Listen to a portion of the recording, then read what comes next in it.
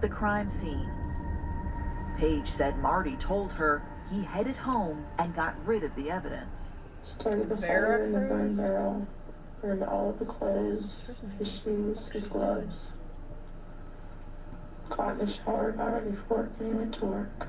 What was her demeanor when she sat down and told you what Marty had said? Did she seem scared? Very emotional. She broke down and cried. She just couldn't believe that he would do such a thing. Did you believe her?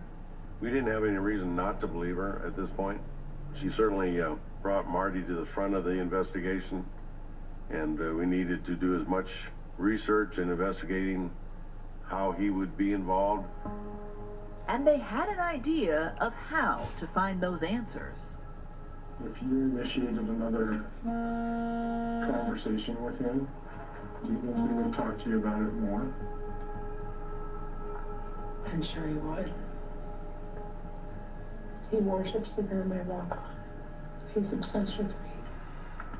But Marty wouldn't make it easy. I don't know what you're talking about. Never done anything.